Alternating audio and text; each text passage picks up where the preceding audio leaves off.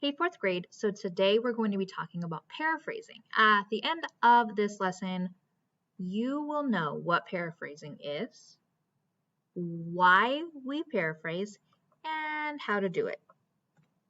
So first, what is paraphrasing? Paraphrasing is when you restate someone else's ideas and information and you use your own words. Why do we paraphrase? We paraphrase because copying somebody else's words and pretending that they're yours is called plagiarism. So it's just like stealing. So if we are using a text and adding what's in the text to our writing, we either want to paraphrase or we want to use quotation marks and give credit to that person.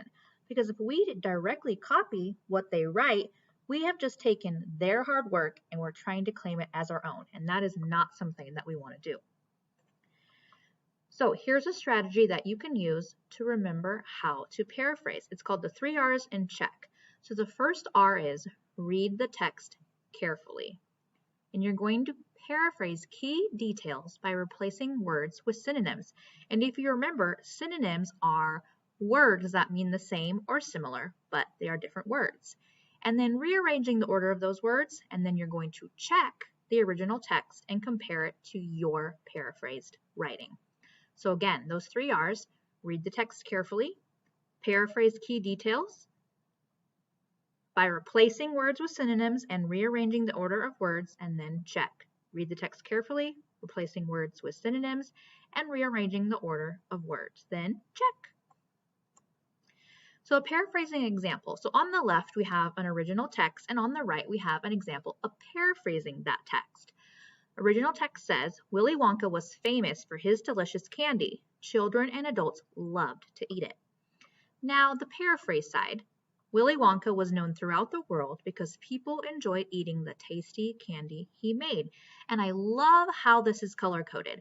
So Willy Wonka was famous, so that's in red, and then we look over in the paraphrase side, and it said Willy Wonka was known throughout the world.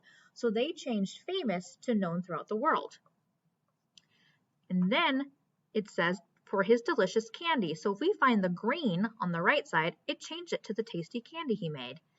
Children and adults, that's in blue, and on the paraphrase side, people is in blue. So they replaced children and adults with people. And the last part said loved to eat it. So they changed loved to eat it to enjoyed eating.